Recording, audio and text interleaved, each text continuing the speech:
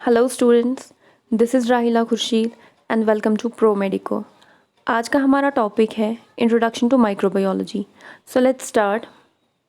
तो पहले हम देखेंगे कि ये माइक्रोबायोलॉजी सब्जेक्ट है क्या।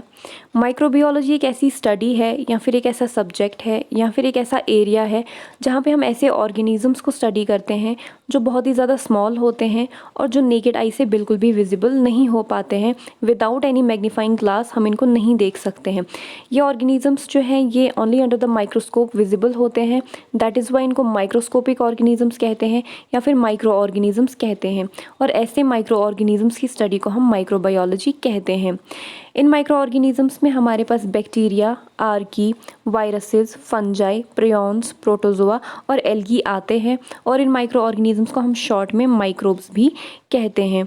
ये जो माइक्रोब्स हैं ये बहुत इंपॉर्टेंट रोल प्ले करते हैं बहुत सारी जगहों पे, जैसे कि ह्यूमन बॉडी में भी इनका बहुत इंपॉर्टेंट रोल है और एनवायरनमेंट में भी इनका बहुत इंपॉर्टेंट रोल है। ये जो माइक्रो ऑर्गेनिज़म्स हैं ये किसी चीज़ की फॉर्मेशन में भी हेल्प करते हैं और किसी चीज़ की डिस्ट्रक्शन में भी हेल्प करते हैं और किसी चीज़ को कैरी आउट करने में भी ये हेल्प करते हैं या फिर किसी प्रोसेस को कैरी आउट करने में ये बहुत इंपॉर्टेंट रोल प्ले करते हैं। तो अब हमने यहाँ पे कुछ एग्जांपल्स देखे कि ये कहाँ कहाँ पे यूज़ होते हैं। जैसे कि न्यूट्रिएंट साइक्लिंग में इनका बहुत इंपॉर्टेंट रोल है, बायोडिग्रेडेशन में, क्लाइमेट चेंज में, फूड स्पॉइलेज, किसी डिजीज़ के कॉज करने में या फिर कंट्रोल करने में, और बायोटेक्नोलॉजी में इनका बहुत इंपॉर्टेंट रोल है। So this was the general definition of microbiology. Next हमारे पास आता है importance and relevance to nursing, यानी कि माइक्रोबायोलॉजी का क्या रोल है नर्सिंग में या फिर ये किस तरीके से यूज़ होती है नर्सिंग फील्ड में। तो इसमें हमारे पास कुछ पॉइंट्स आते हैं। फर्स्ट पॉइंट इज़ कि जो माइक्रोबायोलॉजी है ये एक ऐसा सब्जेक्ट है जो हमें माइक्रोब्स के बारे में बताता है और माइक्रोब से रिलेटेड जो कॉन्सेप्ट्स हैं उनके बारे में हमें बताता है। नेक्स्ट पॉइंट हमारे पास आता है कि जो नर्सेज हैं उनको इन्वॉल्व किया जाता है in controlling the infection in hospital, यानी कि जो हॉस्पिटल सेटिंग्स होती हैं वहाँ पे बहुत इंपॉर्टेंट रोल प्ले करती हैं नर्सेज इन्फेक्शन को कंट्रोल करने में। तो इस इन्फेक्शन को कंट्रोल करने के लिए इनको माइक्रोबायोलॉजी का कॉन्सेप्ट होना बहुत ज़्यादा ज़रूरी है कि कौन सा इन्फेक्शन किस माइक्रो ऑर्गेनिज्म की वजह से होता है और किस माइक्रो ऑर्गेनिज्म को स्टॉप करने के लिए हमें कौन से प्रिकॉशंस का यूज़ करना है। तो इसके लिए माइक्रोबायोलॉजी क्लियर होना बहुत ज़्यादा ज़रूरी है। ये जो माइक्रोबायोलॉजी है ये हमें हार्मफुल और हार्मलेस माइक्रो ऑर्गेनिजम्स के बारे में भी बताता है।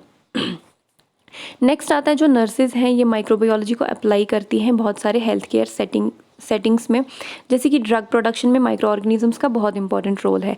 जो मैंने पहले ही कहा था कि ये किसी चीज़ की फॉर्मेशन या प्रोडक्शन में भी हेल्प करते हैं, तो यहाँ पे ड्रग प्रोडक्शन में इनका बहुत ज़्यादा इंपॉर्टेंट रोल है और किसी डिजीज़ को डायग्नोज करने में भी ये बहुत इंपॉर्टेंट रोल प्ले करते हैं। जो हमारे पास स्टेरिलाइजेशन टेक्निक्स होती हैं और क्लीनलीनेस मेथड्स होते हैं इसमें भी माइक्रोबायोलॉजी बहुत ज़्यादा इंपॉर्टेंट है। किस चीज़ को किस तरीके से स्टेरिलाइज करना है, किस तरीके से क्लीन करना है, ये भी माइक्रोबायोलॉजी हमें बताता है। जैसे हमें माइक्रोबायोलॉजी ही बताता है कि कौन सा ऑर्गेनिज्म किस टेम्परेचर पे अलाइव होता है और किस टेम्परेचर पे वो डेड हो जाता है, ये भी हमें माइक्रोबायोलॉजी ही बताता है और जिसकी वजह से हम स्टेरिलाइजेशन टेक्निक्स परफॉर्म कर पाते हैं। माइक्रोबायोलॉजी जो है ये एक नर्स को हेल्प करता है कि उसे सैंपल्स को किस तरीके से हैंडल करना है।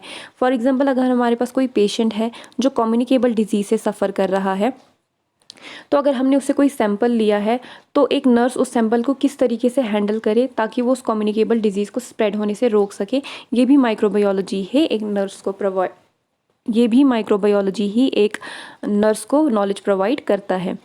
नेक्स्ट हमारे पास आता है कि जो माइक्रोबायोलॉजी है या फिर माइक्रो ऑर्गेनिजम्स हैं ये बहुत इंपॉर्टेंट रोल प्ले करते हैं इन डिटेक्टिंग द डिजीज़, यानी कि डिजीज़ डिटेक्शन में इनका बहुत इंपॉर्टेंट रोल है। जैसे कि हमारे पास ट्यूबरकुलोसिस है या फिर जिसको हम टीबी बोलते हैं इन शॉर्ट, इसे हम किससे डायग्नोज करते हैं, एक टेस्ट से, that is Mantoux test. Mantoux test में हम क्या करते हैं, जो एक पेशेंट है उसमें हम एक्सटर्नली एडमिनिस्टर करते हैं माइकोबैक्टीरियम ट्यूबरकुलाई। जब हम उसमें माइकोबैक्टीरियम ट्यूबरकुलाई एडमिनिस्टर करते हैं, अगर पेशेंट जो है ऑलरेडी टीबी से सफ़र कर रहा है तो उसकी बॉडी जो है रिएक्ट नहीं करेगी टुवर्ड्स दैट एडमिनिस्टर्ड माइकोबैक्टीरियम ट्यूबरकुलाई, क्योंकि उसकी बॉडी जो है वो ऑलरेडी यूज टू हो चुकी है उस टीबी से। तो वहाँ पे हमें पता चलेगा कि patient is suffering from TB. But अगर वो रिएक्ट नहीं कर रहा है that means patient is not suffering from TB. ठीक है। ऑल्सो ये हमारे पास बहुत सारे डायग्नोस्टिक टेस्ट में हेल्प करता है, जैसे एलिजा, इलेक्ट्रोफोरेसिस, रेडियो इम्यूनो ऐसे। इन सब में क्या करते हैं, माइक्रो ऑर्गेनिजम्स बहुत इंपॉर्टेंट रोल प्ले करते हैं। नेक्स्ट आता है हमारे पास प्रिंसिपल्स ऑफ माइक्रोबायोलॉजी।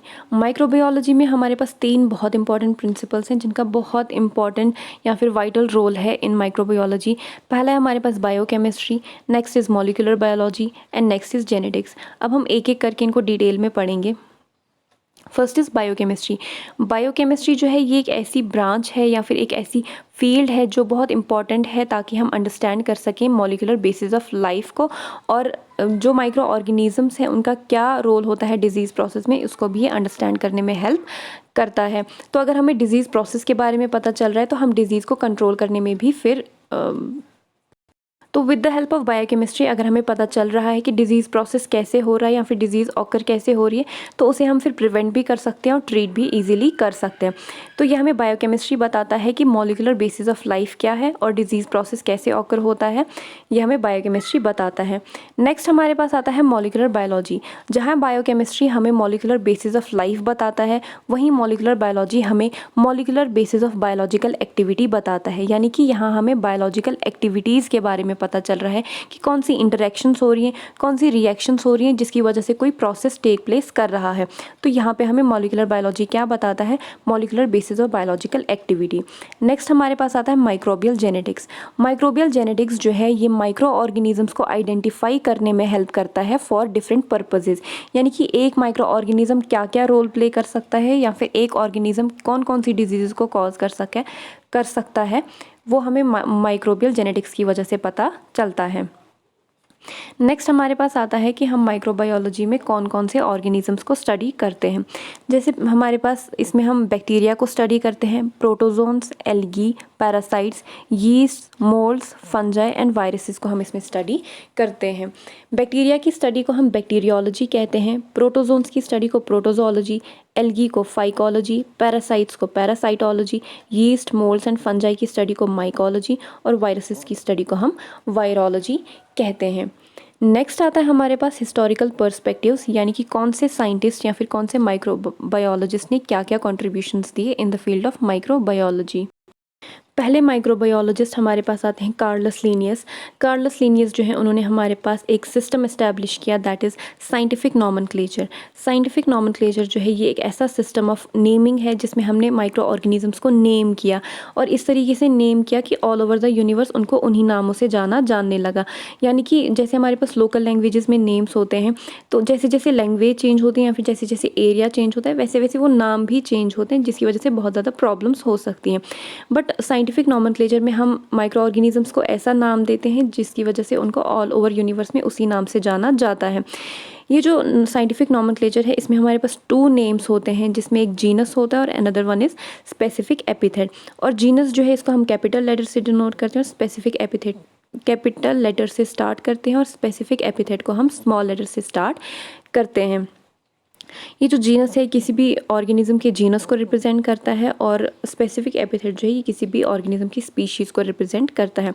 ये इटैलिसाइज नेम्ड होते हैं और जब भी हम इनको लिखते हैं तो हम इनको सेपरेटली अंडरलाइन करते हैं, ठीक है। जो नेक्स्ट आते हैं हमारे पास लुईस पास्चर। लुईस पास्चर जो है इन्होंने भी बहुत इंपॉर्टेंट कॉन्ट्रीब्यूशंस किए in the field of microbiology, जिससे इन्हें हमारे पास स्टेरिलाइजेशन की टेक्निक्स बताई, हॉट एयर ओवन को इन्वेंट किया, ऑटोक्लेव के बारे में बताया, एंथ्रैक्स वैक्सीन बताई, रबीज़ वैक्सीन हमें दी और इन्होंने एक पास्चर इंस्टीट्यूट भी बिल्ड किया। इन्होंने हमारे पास जो टर्म वैक्सीन है वो लुईस पास्चर ने कॉइन की और हमें इन्होंने स्मॉल पॉक्स की वैक्सीन्स को भी इन्वेंट किया हमारे पास। लुईस पास्चर जो है he is considered as father of modern microbiology. So अगर क्वेश्चन आए who is known as the father of modern microbiology, the answer is Louis Pasteur. Next आते हैं हमारे पास रॉबर्ट कॉच। रॉबर्ट कॉच जो है एक जर्मन साइंटिस्ट थे जिन्होंने बैक्टीरियोलॉजिकल टेक्निक्स को फॉर्मुलेट किया, स्टेनिंग मेथड्स भी बताए और माइकोबैक्टीरियम और विब्रियो कॉलरा को भी डिस्कवर किया। रॉबर्ट कॉच ने हमारे पास एक कॉच फिनोमिना दिया जहाँ पे उन्होंने हाइपर सेंसिटिविटी को इन्वेंट किया या फिर डिस्कवर किया। हाइपर सेंसिटिविटी रिएक्शन क्या होती है, जो कॉच है उन्होंने क्या किया, उन्होंने ग्यूनिया पिग्स में जो ऑलरेडी इन्फेक्टेड थे विद ट्यूबरकल बैसिलस, उन्होंने उनमें बाहर से क्या किया, ट्यूबरकल बैसिलस या फिर उनके प्रोटीन्स को इंजेक्ट किया, जिसमें उन्होंने देखा कि जो बॉडी है ग्यूनिया पिग्स की वो क्या कर रही है, वो एक रिस्पॉन्स शो कर रही है टुवर्ड्स दैट इन्फेक्शन। जहाँ पे उन्होंने उस चीज़ को क्या बताया, हाइपर सेंसिटिविटी रिएक्शन बताया। और इस हाइपर सेंसिटिविटी रिएक्शन को इन्होंने क्या बोला, ये कॉट्स फिनोमिना है। तो बेसिकली कॉट्स फिनोमिना में क्या डिस्कवर हुआ, हाइपर सेंसिटिविटी रिएक्शन। नेक्स्ट हमारे पास आते हैं कॉट्स पोस्टुलेट। कॉट्स ने हमारे पास 4 क्राइटेरियाज दिए किसी भी कॉजेटिव एजेंट को आइडेंटिफाई करने के लिए या फिर किसी भी पर्टिकुलर डिजीज़ को आइडेंटिफाई करने के लिए। पहला पोस्टुलेट या फिर पहला क्राइटेरिया है कि अगर कोई भी माइक्रो ऑर्गेनिज्म या फिर पैथोजन है, पैथोजन जो है ये एक ऐसा ऑर्गेनिज्म होता है जो डिजीज़ कॉज करने की कैपेबिलिटी रखता है। तो माइक्रो ऑर्गेनिज्म या फिर कोई भी पैथोजन जो है वो प्रेजेंट होना चाहिए in all cases of disease. यानी कि अगर कोई ऑर्गेनिज्म जो है किसी डिजीज़ को कॉज कर रहा है तो उस डिजीज़ को कॉज करने में वो प्रेजेंट होना चाहिए in all cases, in all organisms. अगर वो एक ह्यूमन में डिजीज़ कॉज कर रहा है तो उस ह्यूमन में भी वो ऑर्गेनिज्म प्रेजेंट होना चाहिए। और अगर कोई माइक्रो ऑर्गेनिज्म किसी एनिमल में डिजीज़ कॉज कर रहा है तो उस एनिमल में भी वो प्रेजेंट होना चाहिए। जो पैथोजन है अगर उसे आइसोलेट किया जाए उसके होस्ट से, यानी कि जिसमें वो डिज़ीज़ कॉज कर रहा है, जिस होस्ट में वो रह रहा है, अगर उस होस्ट से उसको क्या किया जाए, अलग किया जाए, आइसोलेट किया जाए और उसे प्योर कल्चर में ग्रो किया जाए तो वो ग्रो करना चाहिए, वो डेड नहीं होना चाहिए। जो पैथोजन है अगर उसे इनोकुलेट किया जाए या फिर उसे आइसोलेट किया जाए फ्रॉम द होस्ट, या फिर फ्रॉम द होस्ट अगर उसे अलग किया जाए और किसी लेबॉर्ट्री एनिमल में इंजेक्ट किया जाए तो वो उस लेबॉर्ट्री एनिमल या फिर जो ससेप्टेबल लेबॉर्ट्री एनिमल होता है उसमें भी वो डिज़ीज़ कॉज करने के केपेबल होना चाहिए। नेक्स्ट हमारे पास आता है जो पैथोजन है हमारे पास अगर उसे आइसोलेट किया जाए फ्रॉम द न्यू होस्ट और उसे आइसोलेट या फिर इनोकुलेट किया जाए उस होस्ट से और उसे सेपरेटली ग्रो कराया जाए तो वो वैसे ही हमें शो होना चाहिए वहाँ पे जैसे उसको हमने इनिशियली आइसोलेट किया था, उस टाइम भी वो हमें उसी तरीके से दिखना चाहिए या फिर वो हमें उसी फॉर्म में दिखना चाहिए। नेक्स्ट हमारे पास आता है the golden age of microbiology, यानी कि मैक्सिमम कंट्रीब्यूशंस किस टाइम से लेकर किस टाइम तक हुए हैं माइक्रोबायोलॉजी के फील्ड में। 1857 to 1914 is known as the golden age of microbiology, जिसके बीच में मैक्सिमम कंट्रीब्यूशंस हुए थे। सबसे पहले रॉबर्ट कॉच आए जिन्होंने इस पीरियड में कौन कौन आए, रॉबर्ट कॉच जिन्होंने कॉच पोस्टुलेट्स के बारे में बताया, जोसेफ लिस्टर जिन्होंने एंटीसेप्टिक टेक्निक्स को बताया, और मार्टिनस वेजरनिक जिन्होंने वायरसेस को डिस्कवर किया, और अलेक्जेंडर फ्लेमिंग जिन्होंने हमारे पास एक एंटीबायोटिक डिस्कवर की, that is penicillin. This was all about today's topic. Thank you so much, take care, bye bye.